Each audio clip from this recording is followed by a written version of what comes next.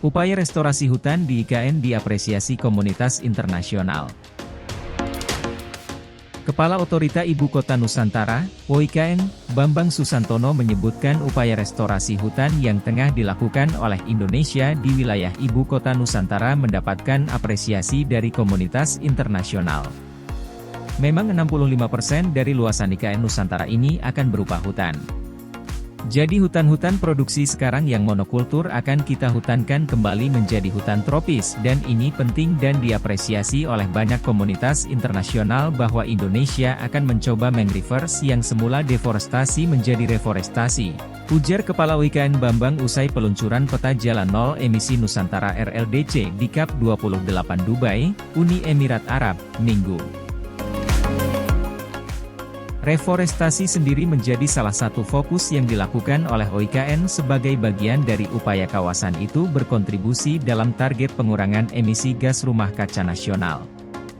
Langkah-langkah itu sudah tertuang dalam Nusantara Regionally and Locally Determined Contribution, RLDC. Secara khusus di sektor kehutanan akan dilakukan langkah menghindari atau menekan deforestasi dengan melindungi 59.000 hektare hutan asli dan mangrove yang masih tersisa. Meningkatkan stok karbon dengan pemulihan lebih dari 83.000 hak hutan industri, lahan gundul dan lokasi penambangan batu bara.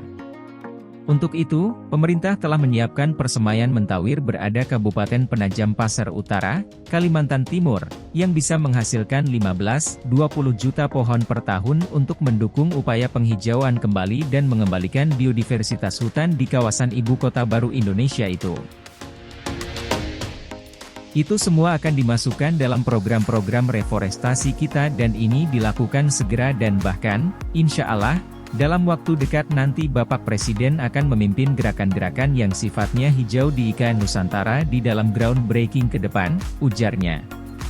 Sementara itu, Direktur Jenderal Departemen Asia Tenggara Bank Pembangunan Asia, ADB, Winfried Wicklane mengatakan, pihaknya senang dapat mendukung OIKN dalam mencapai target pengurangan emisi di tingkat regional. Kami berpendapat peran pemerintah subnasional, sebuah kota secara khusus, sangat penting untuk digarisbawahi guna mencapai komunitas yang memiliki resiliensi iklim, katanya.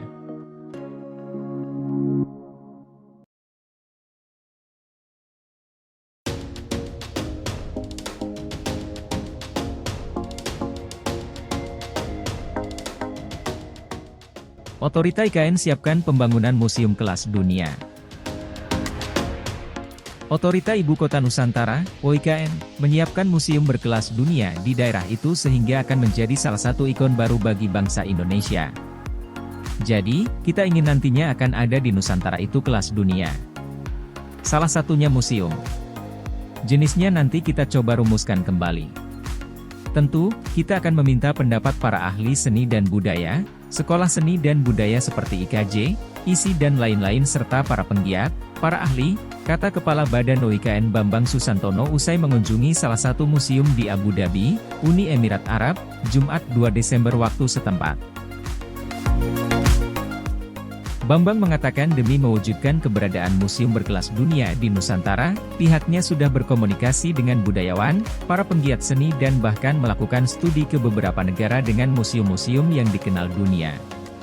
Semua itu dilakukan untuk membantu mendefinisikan museum berkelas dunia yang dapat merefleksikan dari keberagaman bangsa Indonesia dalam suatu museum yang akan dibangun di IKN ke depan.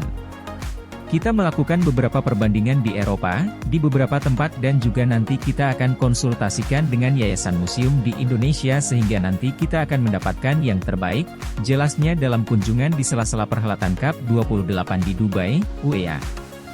Pembangunan IKN, yang tengah dibangun di Pulau Kalimantan, merupakan satu-satu proyek prioritas strategis yang tercantum dalam Rencana Pembangunan Jangka Menengah Nasional, RPJMN, 2020 hingga 2024.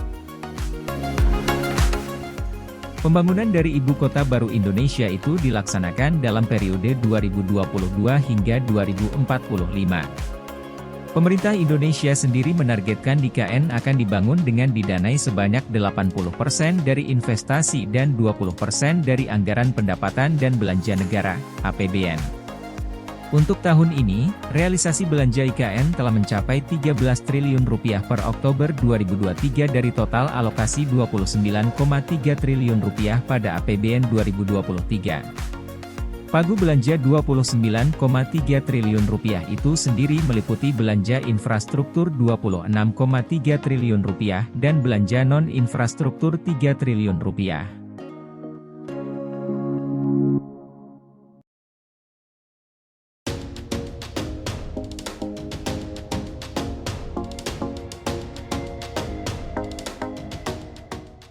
OIKN ungkap terdapat 72 peluang investasi pada sektor hunian di IKN. Otorita Ibu Kota Nusantara, OIKN, mengungkapkan terdapat 72 peluang investasi pada pembangunan sektor hunian di Ibu Kota Negara atau IKN Nusantara, Kalimantan Timur. Kami memetakan potensi untuk hunian di IKN. Kita melihat terdapat 72 peluang investasi, ujar analis anggaran ahli media Direktorat Investasi dan Kemudahan Berusaha OIKN Marwan Riyandi di Jakarta, Jumat. Marwan mengatakan, adapun investasi sektor hunian di IKN meliputi hunian vertikal milik, rumah negara, rumah milik dan sebagainya. Kami membutuhkan hunian untuk ASN dan personel TNI, Polri yang dipindahkan ke IKN Nusantara, katanya. Untuk skema kerja sama investasinya, lanjut Marwan, bisa melalui skema kerja sama pemerintah dan badan usaha, KPBU, dukungan pemerintah berupa availability payment untuk jangka waktu tertentu. Kemudian bisa juga melalui skema investasi swasta murni langsung, dan juga pembiayaan. Sebagai informasi, pada 2022-2024 merupakan periode pemindahan tahap awal Ibu Kota Negara, termasuk ASN ke IKN Nusantara. Pemerintah melakukan pemindahan ASN, TNI, dan Polri tahap pertama atau pada 2024 yang dipindahkan sebanyak 16.990 orang. Pemerintah bahkan menyiapkan beragam fasilitas untuk kenyamanan ASN yang pindah ke Ibu Kota Negara, IKN, Nusantara, seperti sarana olahraga, lahan hijau, apartemen, danau, dan lain sebagainya. Total 11.274 ASN dari 35 kementerian dan lembaga yang dipindahkan, pemerintah juga menargetkan personel TNI dan Polri yang pindah ke IKN sebanyak 5.716.